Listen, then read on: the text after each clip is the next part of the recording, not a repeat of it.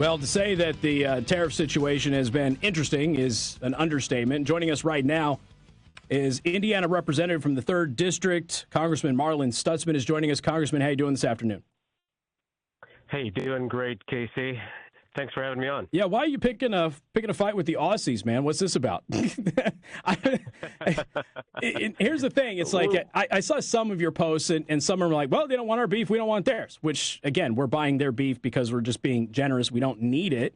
But you brought up some interesting points when you went on, was it The Project, I think, which is an Australian news program? Yeah. And you kind of explained the whole situation on why this exists between Australia and the United States. Can you just explain it to the audience? We'll just start there, and then we'll move from there. Yeah, this goes back to the mad cow cases back in the early 2000s. And very understandable, countries banned American beef from being exported into their countries because of the concern for mad cow disease. But that was 20 years ago. And since then, Australia never lifted their ban on American beef, but yet they ship in thousands and thousands of tons of beef into the United States every year, and continue to hide behind that argument that we have mad cow disease problems. Well, as I told them, I said, listen, if there's anybody concerned about mad cow disease, it's the United States of America. We have 350 million people in this country that eat beef, or most of them eat beef, and we have to be sure that it is safe and secure and healthy for them. And so if we're not having any issues, the Aussies shouldn't have any problems with it either. But what has happened is that there's a breed called Wagyu, and it's a high-end breed right now, and a very popular breed that the Japanese have really been the ones that have perfected it and crafted this breed over time.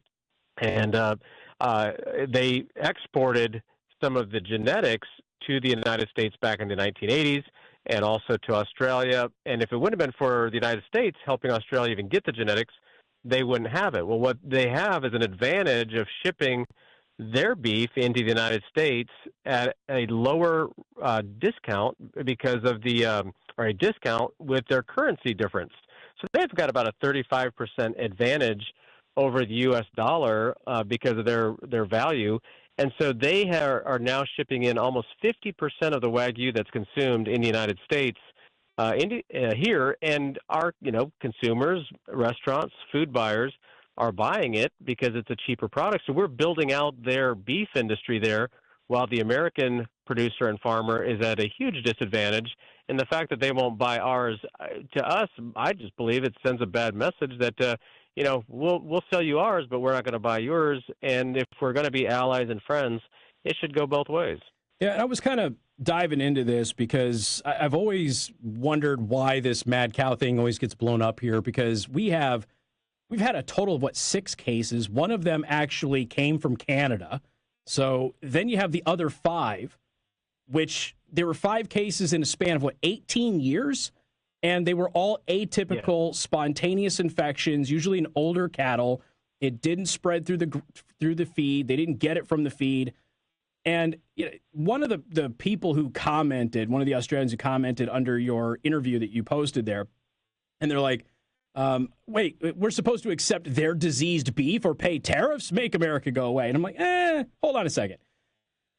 When I dug into it, under this premise that it's mad cow, which the United States was never a major player in mad cow to begin with. There was a bunch of fear-mongering and stuff about it, but it never really came from here. But the other thing that I found interesting about this, Congressman, is that Australia has much lower standards and barriers for raw meat importation from the UK, which is the epicenter of mad cow disease, and all of Europe, which is where mad cow disease thrives. So what is the reasoning that the Australians are giving to us? Because it's clearly not mad cow. So they're trying to say that, but it isn't, because they're making it easier for the places where mad cow is an actual risk to get their raw beef into Australia. They're trying to build up, and rightly so, they're trying to build up the Australian beef industry, and that's totally fine. But you know what? We as Americans, we're here to support our interests and our farmers who are at a disadvantage. The margin already for the American farmer has shrunk to the point when American farmers go out of business, they're done. And what happens is in agriculture and in food, our entire industries have consolidated into big companies, into corporations. And we saw that with the beef industry during COVID, where most of the processing facilities land in about 4 or 5 different companies. Mm-hmm. And when COVID hit one of those facilities, it really messed up the food supply chain. And so that's where I believe it's important that we support our industry, so that way, maybe it's a co-op that decides they're going to build a processing facility. Maybe it's a family that's going to build a processing facility, or a company that wants to get together and build a facility. But when you have such small margins, and then you see your Australian counterparts shipping more and more beef into the United States at a competitive advantage because of the currency, we're all scratching our heads saying, wait a minute, why aren't we looking out for ourselves? So I think this is a really good example of, the tariff wars started a long time ago. Yeah. But we, as Americans, we just never shot back. We didn't have the leadership that was willing to do it. And now President Trump is saying, you know what, Brazil, you're going to charge us it's a 35% tariff on any cars coming into the United States or coming from the United States. We only have a 3.5% tariff on cars coming from Brazil. So it's like what's good for the goose is good for the gander. And it's incredible to me that they act like all of a sudden we're not their friends. Well, actually, we've been more than their friends. We've let them take advantage of us. Yeah, that's kind of the thing that irks me about this, too. And I know we explained some of the stuff that happened post-World War II to help Europe rebuild, and we allowed this asymmetric sort of tariff thing happen because we were trying to help our allies rebuild their infrastructure. And unfortunately, it's just continued. And when we have people from these other countries coming out there and going, well, how dare you demand that we at least be on some kind of equal footing, it seems, well, it's a moot point. It's ridiculous. They're certainly not being good friends to us. I mean, how many times do Americans get trashed as being warmongers and everything else, yet we're the ones that are supposed to fund everybody's defense and make sure that we keep everybody safe when the big bad Russians or somebody else comes knocking. And I always find this to be just, it's infuriating. And I don't know why more Americans aren't upset about it. And ultimately, the goal, Congressman, and you know this, certainly as a member of Congress, this is your second stint there in Congress. But you have the negotiating tactic that is well known, was used in his first term. He wrote books about it, which is pretty clear that, all right, if you're not going to work with us, we're going to hit you with almost the same stuff that you're doing to us so you can see what it's like. And we're either going to negotiate a deal or this will go on in perpetuity. We don't need your beef. We're the largest beef producer in the entire world. We don't need it. So we will continue to have our beef. And if you don't want our beef, that's fine. But there will be this tariff situation that's going on. Same thing with textiles from China and all that other stuff. But they don't seem to want to acknowledge, well, Canada is a little bit. They don't seem to want to acknowledge the gracious attitude we have had towards them for generations now. Yeah, and that's what I've been sharing with them. They said, aren't you our friends anymore? It's like, look, what has America done for the rest of the world and our allies and our friends? Whenever there's a skirmish anywhere, we're there to defend them. And what have we asked back in return? I mean, finally, in Ukraine, it's not a done deal yet, but getting this mineral rights deal, I think is the smartest thing that we've ever done. Should have done it in Iraq as well with oil. It's like, look, if we're going to come bail you guys out, which there's a lot of good reasons to do it, for our own interest and security. But at the same time, if we're going to go spend our blood and treasure on other parts of the world, then there needs to be a benefit to the United States and to the American people. We're a very gracious people. We're a very giving people. But the others have taken advantage of that. We're the largest contributor to NATO.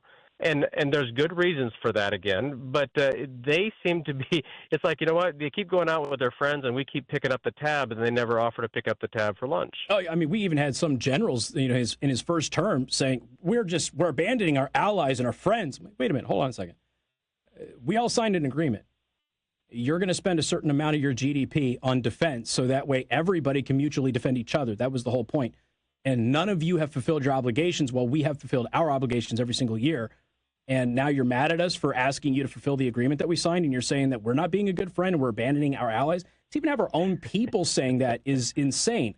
But as a congressman from the 3rd District in Indiana, obviously we're an ag state, and knowing the farmer's plight is something that the second and the third district know very, very well.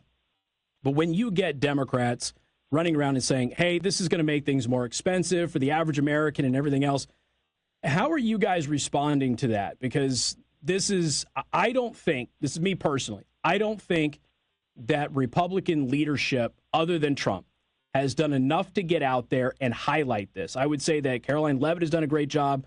I would say that Trump, when he's speaking in the Oval Office, does a great job. But I would like to see more political figures, if you will, get out there and actually make this case to their constituents saying, listen, this is how it affects you guys specifically. In Indiana, we can talk about the beef thing, which is why you're doing it. But in other states, they're not doing that either. And that's very frustrating because people for months had no idea what the tariffs looked like in Canada. And it was like me and one other guy just screaming at the top of our lungs going, hold on, we're being a bad friend. Look at the tariffs that Canada has on us. Yeah, no, you're great point. And here's the thing: is that look, we just had an announcement that GM is going to increase production at the Fort Wayne truck facility. Great news for our region. Honda has announced they're going to increase production in Indiana. So I think what's going to happen, Casey, is that a lot of the benefit is actually going to come to the Midwest and to the manufacturing and the ag spaces. Ag is going to be a little rocky, but at the same time, as I explained to our ag friends, and they know that Trump has their back in the long run. I mean, if there's anybody that knows a little bit about debt and too much debt, farmers do, because they carry a lot of it, and they have to manage it. So I believe that Trump's going to do the right thing on taxes. He's going to keep taxes low. He's going to working to eliminate or reduce the inheritance tax. He's going to focus on energy policy and increase our energy production, which helps the American farmer. So it's going to help us. I think a lot of the big cities, Chicago, New York, L.A., they're not going to understand it because they aren't the ones that are doing the manufacturing like what we do in the Midwest. But rural America has had enough. In fact, I thought it was really interesting. A couple of weeks ago, the Democrat strategist James Carville said that the Democrat Party owes rural America an apology for neglecting them. And I agree with that. You look at what rural America has done for this country, and what has happened over the past several decades is that we have been forgotten. Our small towns are shrinking. When a building goes down, we don't build it back up. It is a tough time for rural America, and we are the ones that put President Trump into office, and I know that Trump is looking out for us. And tariffs is one of the ways to start bringing these manufacturing jobs and increasing ag production and trade to help rural America grow again.